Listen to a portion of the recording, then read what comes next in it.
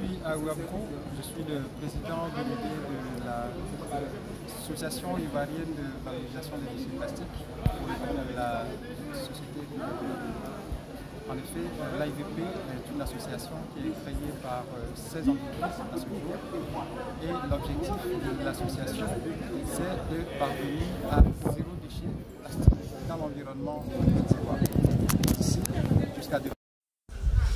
Alors, pourquoi nous sommes organisés comme ça? Parce que tout le monde connaît la problématique des déchets plastiques et il appartient aux acteurs qui contribuent à mettre ces déchets dans l'environnement de prendre le leadership de la solution et c'est ce que nous faisons à travers l'IVP.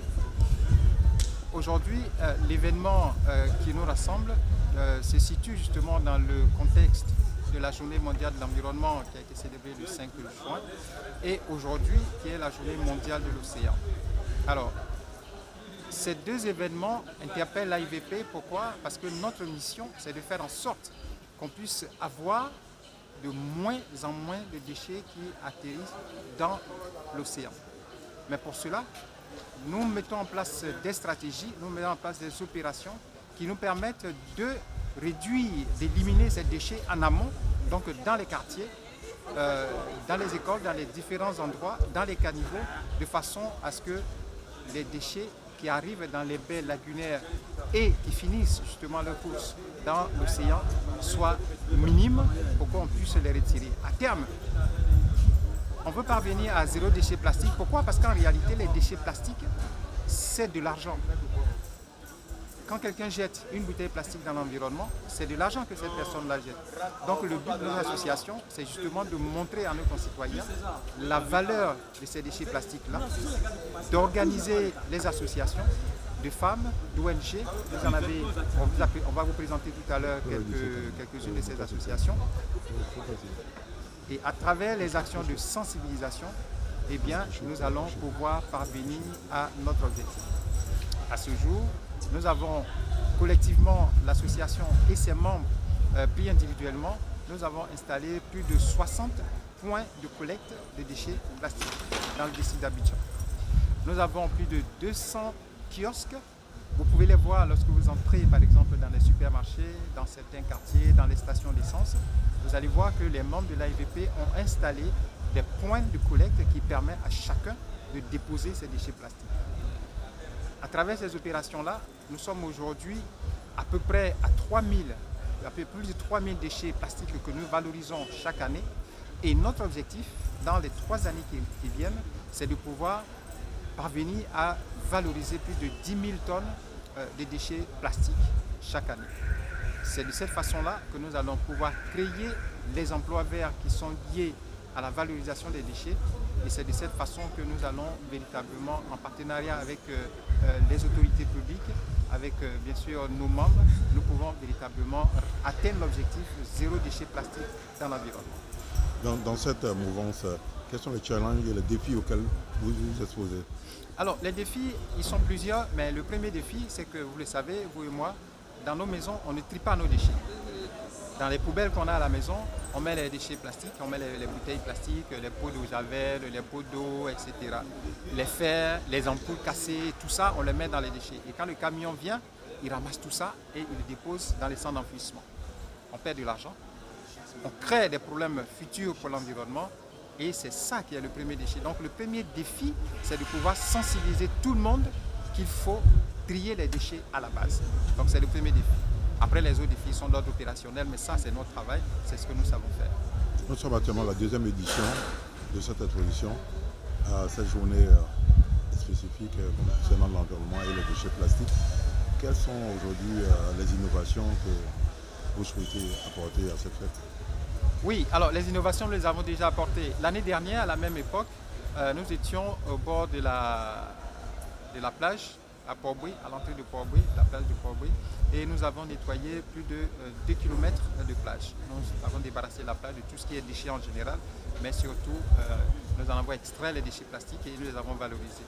Cette année, ce que nous avons fait, c'est que nous avons commis 6 ONG, et à chacune de ces 6 ONG-là, chaque association, chaque organisation intervient dans un secteur bien précis et nous leur avons donné les moyens pour que chacun dans son environnement fasse ce qu'il sait faire. Et c'est de cette manière-là, comme je l'ai expliqué plus haut, que nous pouvons en amont débarrasser la ville d'Abidjan des déchets pour qu'ils n'arrivent pas dans l'océan. Mais ça, on pourra vous en parler tout à l'heure dans le détail. Les techniciens qui ont travaillé là-dessus pourront vous parler de ces déchets. On pourra visiter chacune de ces ONG. Et c'est ça l'innovation principale. C'est-à-dire qu'au lieu que ce soit une activité ponctuelle que nous avons menée, cette année nous avons fait une activité éclatée qui s'est passée à Yopougon, à Cocody, à Béziarville, à Koumassi. Et c'est de cette manière-là que nous allons progressivement grandir et pouvoir donner véritablement aux acteurs du secteur des déchets des moyens pour pouvoir faire le travail que nous attendons. Vous avez un appel à lancer aux autorités en charge de l'environnement en Côte d'Ivoire? Alors, l'autorité, nous travaillons déjà, vous aurez l'occasion de le voir, le ministère de l'hydraulique, de l'assainissement et de la salubrité participe à cet événement. Le ministère de l'Environnement et du Développement durable participe également à cet environnement. Et bien entendu, la NAGED est acteur et partenaire de cet environnement. Aux populations elles-mêmes? Alors, les populations, c'est pour vous dire qu'ensemble avec ces autorités-là, le message que nous devons passer aux populations, que nous passons aux populations, c'est justement la sensibilisation dont j'ai parlé tantôt. Donc c'est ensemble que nous faisons de la sensibilisation et le message c'est de dire que le secteur privé prend ses responsabilités, en tout cas pour ce qui concerne la gestion des déchets plastiques et justement nous attendons ils le font déjà, mais nous attendons l'appui institutionnel de l'État, de ces structures-là, pour nous accompagner pour qu'ensemble on puisse parvenir à l'objectif zéro déchet plastique dans l'environnement en Côte d'Ivoire. Merci. Je m'appelle Thomas Cazot, je suis le directeur général pour Nestlé Côte d'Ivoire. Ravi d'être là à l'Agora à Koumassi aujourd'hui. La raison derrière notre présence aujourd'hui, c'est tout d'abord célébrer un petit compte-rendu par rapport à les activités de l'association ivoirienne pour la valorisation des déchets, dont nous sommes non seulement membres cofondateurs, mais aussi vice-présidents. Là, je parle du groupe Nestlé. On est ravis d'être là, ravis de se rassembler avec toutes les parties prenantes, tout d'abord pour regarder où nous en sommes, les activités de chacun, que ce soit à travers l'association elle-même, que ce soit individuellement en tant que groupe. Mon groupe en particulier est plutôt actif ces derniers temps et nous en sommes plutôt fiers. Nous avons quelques projets déjà en cours et la vision pour nous, c'est de rentrer en droite ligne avec la vision du groupe Nestlé, c'est-à-dire de faire notre mieux pour assurer à ce que nos déchets qui sortent de nos usines soient recyclés ou réutilisés. Et nous avons un engagement ferme que d'ici 2025, 100% de nos emballages vont être recyclables ou réutilisables. On va en parler un tout petit peu aujourd'hui, que ce soit à travers les discours et même plus intéressant peut-être à travers les discussions off avec chacun ici présent. C'est un moment de célébration, c'est un petit cri de cœur aussi, sachant qu'on peut faire plus, sachant qu'aujourd'hui par jour il y a presque 300 tonnes de déchets plastiques qui sortent ici à Abidjan. Nous avons tous nos responsabilités, que ce soit les industriels comme nous, que ce soit toutes les parties prenantes. Et le but aujourd'hui, c'est d'en parler ouvertement entre nous, de chercher des solutions créatives, de partager les leçons apprises, de s'encourager, où il y a des choses à encourager, mais aussi de viser un peu plus haut et plus vite. Quels sont les plans d'action que vous avez mis en place aujourd'hui pour gérer ces déchets? Nous travaillons avec plusieurs parties prenantes, que ce soit au sein des marchés ouverts, pour récupérer par exemple les emballages de magie. Nous avons des projets en cours avec des petits collecteurs individuels aussi, où nous cherchons le modèle économique qui marche. On teste un peu. Nous avons trois pilotes en cours. On teste avant d'aller à l'échelle. C'est un peu notre style en tant que groupe. Nous avons, comme j'ai dit, 3 projets déjà en cours qui marchent bien. Il y en a quelques-unes peut-être un peu plus vite que l'autre, peut-être des complexités à apprendre. On tire des leçons, c'est normal selon la situation actuelle. Mais encore une fois, on est là pour partager les expériences, non seulement les nôtres, mais aussi d'écouter les autres aujourd'hui. Je suis ravi d'être là, ravi de se rassembler entre nous tous. L'association ivoirienne pour la valorisation des déchets plastiques existe depuis quelques temps maintenant et je me réjouis aussi d'écouter les autres et d'apprendre. Je sais que c'est entre 600 et 700 tonnes l'année dernière que nous-mêmes individuellement nous avons pu collecter. Ça se dit peu et je vise beaucoup plus haut. Quels sont vos challenges et défis que vous devez poser aujourd'hui? Comme j'ai dit, nous avons lancé des pilotes et par définition, pilote c'est un peu petit, c'est un micro-projet parce qu'on veut tester le modèle elle-même. Et de facto, quand c'est petit, le résultat est aussi petit dans un certain sens. Alors de rester patient, de bien regarder de façon très très objective ce qui marche, ce qu'on peut mieux faire, de tirer toutes les leçons possibles, de rester patient aussi, c'est un défi, je le reconnais. Mais je me réjouis aussi parce que je vois des modèles qui marchent, je vois beaucoup de parties prenantes qui s'intéressent énormément et de plus en plus à ces grands sujets qui nous interpellent tous. Et là, ça me reconforte aussi. Au niveau de l'association, on peut avoir les chiffres, le nombre de... Je sais qu'il y a 16 membres. Je suis, encore une fois, le groupe Nestlé, nous sommes vice-présidents et cofondateurs de l'association.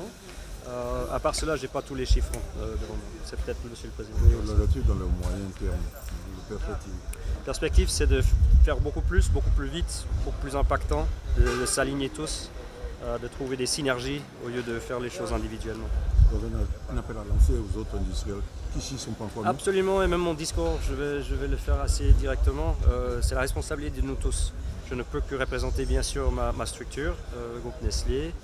Je peux faire mon petit travail peut-être pour nous démontrer une certaine leçon, des choses peut-être qui semblent marcher, mais j'attends à apprendre des autres. Bonjour, je suis Mouna Mekale, coordinatrice générale de la Green Community. La Green Community, comme le nom le dit si bien, c'est une communauté verte engagée pour l'environnement qui est représentée dans les 10 communes d'Abidjan. Ce sont des jeunes qui posent des actions pour l'environnement. Et nous avons comme des activités le planting, la formation, les ateliers des enfants, le recyclage avec les artistes. Et puis également, on fait aussi le potager, l'agriculture, l'agriculture. On existe depuis 2018. D'accord. Et oui, le 6 novembre, on était à Port-Boué, on a ramassé les déchets au Port-Lapage à plus de 1 million. Et après, on a eu une activité à Bobo avec les jeunes femmes d'Abobo. On fait des recyclages, on a ramassé les déchets. Et après, on était au centre de fondation UNESCO, on a formé des femmes sur le potager à domicile. Et après, on était au bureau UNESCO à Bobo pour former les jeunes, les objets de l'environnement et des ODD. Et dernièrement, avec l'AIDP, on était au jardin botanique à Béjané pour former des enfants sur le planting. ok, dans 5 à 10 ans, comment une communauté? Déjà, dans 5 ans, on aimerait avoir au moins 1000 runners engagés pour l'environnement dans toute la Côte d'Ivoire et poser des actions au-delà même de la Côte d'Ivoire et avoir aussi des écoles où nous pouvons éventuellement travailler, former ces enfants. Parce que chez nous, on le dit souvent, penser vers et agir pour l'environnement, penser aux enfants parce que c'est eux qui feront demain ces actions que nous posons aujourd'hui. L'environnement que nous protégeons aujourd'hui, c'est pour ces enfants-là. Donc il faut les inculquer ces valeurs. Et justement, vos activités se situent dans le cadre de cette journée que Oui, pour cette journée, nous avons travaillé, nous avons d'abord formé des enfants sur tout ce qui est les boissonnements et du recyclage. Et à la fois, on a fait du planting. On a planté trois plantes au jardin botanique de Berger. Je suis Abdoul Faridou Dabré, vice-président en charge du développement des projets et de la promotion des stages internationaux entrant au niveau de AISEC Abidjan Sud. AISEC est la plus grande plateforme de développement et de leadership chez les jeunes. Elle est présente dans une centaine de pays en Côte d'Ivoire depuis 1974. Et donc on œuvre au développement du leadership des jeunes au travers des programmes de stage que nous leur permettons de faire partout dans le monde et également des projets communautaires que nous organisons.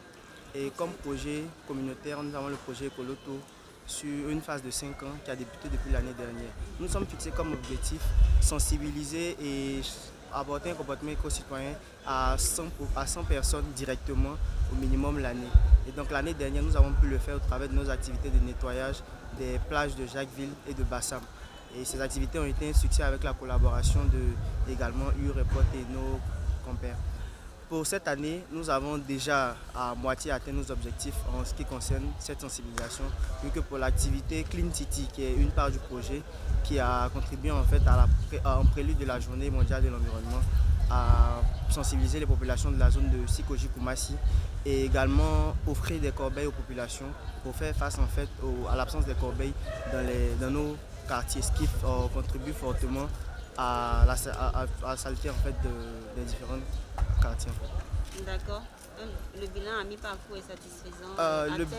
Oui, nous sommes progressivement en train d'atteindre nos chiffres. Comme je l'ai dit l'année dernière, on a pu faire plus de 100 personnes. Et cette année, nous sommes déjà à 50 personnes. C'est pour ce qui représente la première activité de notre mandat qui s'étend jusqu'à la période de janvier 2023. Et donc nous allons mener encore d'autres activités de nettoyage. Et nous nous sommes fixés comme objectif en termes de corbeille de pouvoir affronter tous les quartiers de la zone sud d'Abidjan en termes de corbeille. Et également la sensibilisation des populations.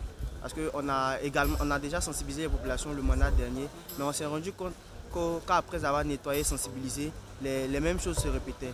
Et donc si on faisait face à ce problème-là, en proposant des corbeilles directement aux populations, dans nos quartiers généralement on a des zones assez grandes sans corbeille pour pouvoir déposer les ordures. Tout le monde n'a pas cette force-là psychologique de pouvoir conserver les déchets plastiques ou tout autre déchet sur lui jusqu'à l'atteinte d'une autre corbeille. Donc on facilite la tâche également au gouvernement qui œuvre ardemment pour la protection de l'environnement et également on fait notre part en tant que citoyen du monde. Merci. Je suis Tano Gado, du département Chi. Je travaille pour Nestlé Côte d'Ivoire. Et donc, nous, ici, nous avons présenté des initiatives envers les communautés et envers nos usines. Nous allons beaucoup mettre l'accent sur l'initiative envers les communautés. Et toujours dans la gestion des déchets plastiques, nous avons initié des projets avec les collectivités et certaines communes. Et pour ce faire, nous avons sélectionné certaines start-up que nous accompagnons. Et à ce jour, nous avons 3 start-up avec lesquelles nous travaillons sur différents modèles. Le premier modèle consiste à collecter les déchets au sein des marchés avec le MAMI. Et le second modèle consiste à collecter les déchets dans les rues sur les dépôts sauvages. Et le troisième modèle consiste à installer des box